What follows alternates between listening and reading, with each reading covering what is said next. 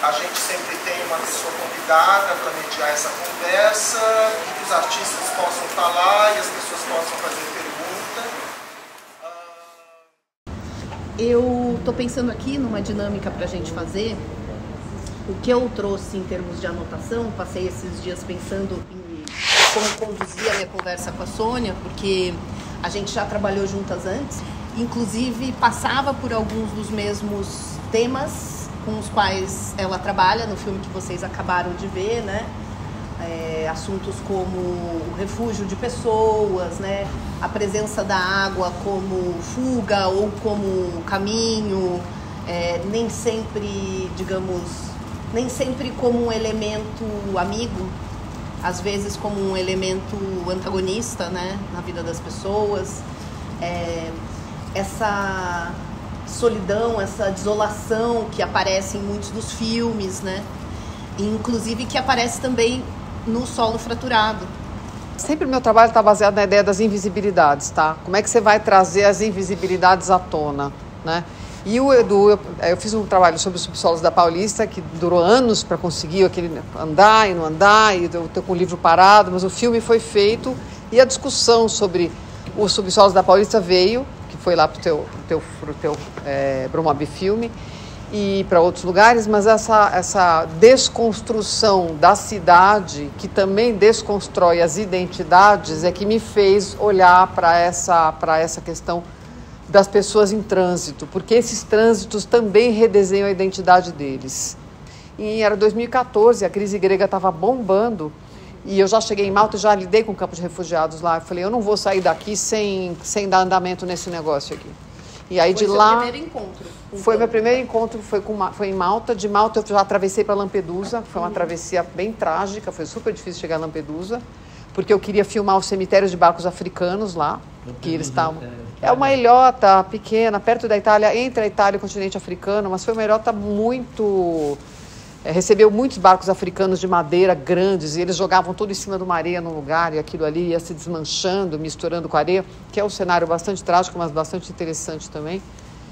Bom, enfim, eu me envolvi muito com isso por causa das identidades, que eu tenho certeza que é o que vai acontecer com tudo que a gente está vendo na Europa, esse trânsito cultural, identitário, através de toda essa questão dos trânsitos humanos. Então, eu acho que eu não gosto de falar a palavra refugiado, porque eu acho que são pessoas em trânsito por diferentes questões. O refugiado, quando você fala com uma pessoa refugiada, ela não tem identidade, não tem cultura, não tem cor, não tem nada, não tem estudo, ela é um esvaziado. Então, acho que é uma palavra que eu evito falar. Para mim, são pessoas em trânsito. Nós estamos falando de trânsitos humanos, né? E aí eu fiquei, desde 2014 até esse ano, quer dizer, está fazendo 10 anos agora, né? Que eu estou envolvida com esse tema e fui inúmeras vezes, porque para mapear o problema eu ia uma vez por ano para a Grécia, para a fronteira. Esse filme é feito na fronteira da Turquia com a Grécia. Foram vários filmes, um por ano, que acabou me levando a construir essa série né? Claro que me rendeu depressão, tristeza, dor, óbvio, porque eu, além de estar imersa naqueles lugares onde você encontra pessoas interessantíssimas, esclarecidas, eu acho que até o Travessia já transforma esse atravessamento faz uma seleção. Não é todo mundo que suporta atravessar. Eu ia nos pontos de encontro deles, sentava lá e comia um sanduíche junto. Entende? Aí depois eu ficava ali, depois eu conversava um pouquinho, às vezes eles ficavam curiosos comigo, eu ficava curiosa com eles. Aí eu perguntava, você quer me contar a sua história? Se você quiser, eu fico feliz, porque eu sou artista, eu quero fazer poder compreender a história de vocês. O que pareça, esse trabalho foi gravado em 2014, foi o primeiro ano quando eu fui para a Grécia também.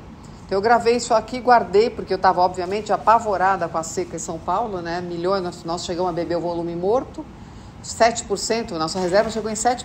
Então, assim, foi muito trágico, eu fiquei muito aflita com essa história da água e tudo aquilo. Sempre a água, né?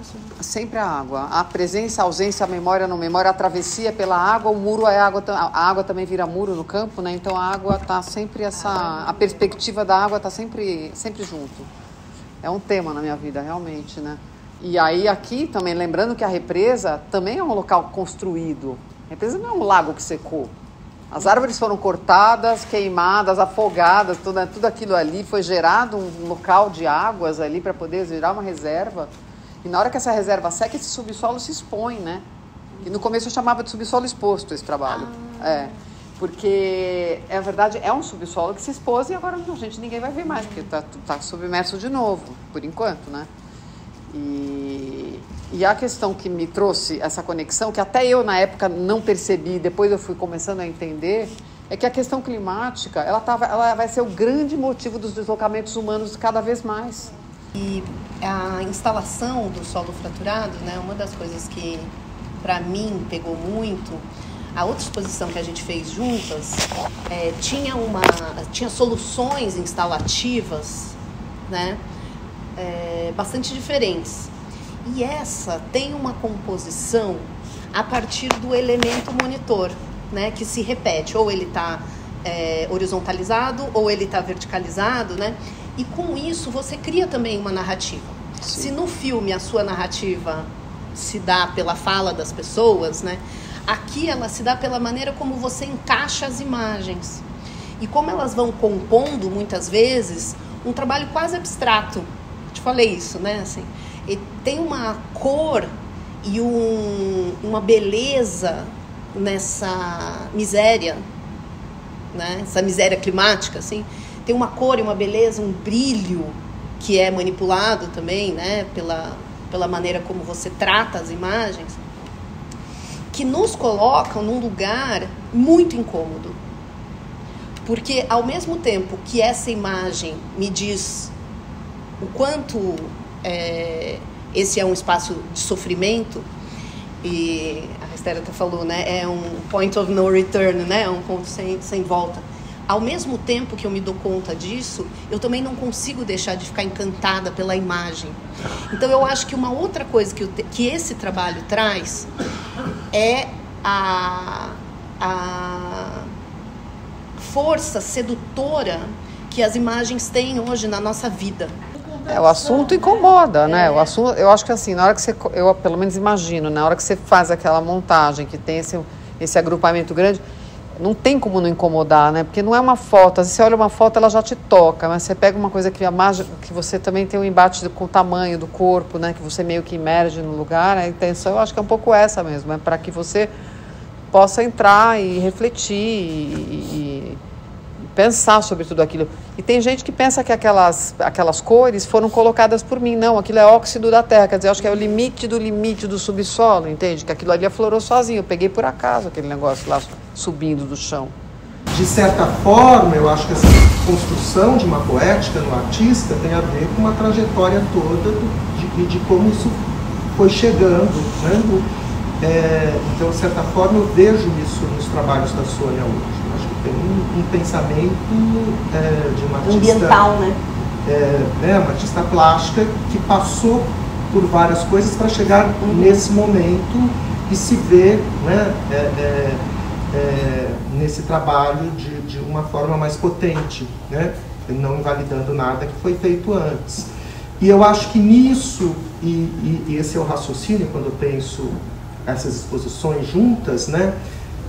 Às vezes, aparentemente, as conexões são muito frágeis, mas a ideia é que as pessoas façam conexões entre todos os trabalhos que estão expostos aqui, né? Em função de uma reflexão sobre a potência da arte, como ela pode fazer a gente refletir sobre a vida, o mundo e estar em ação, né?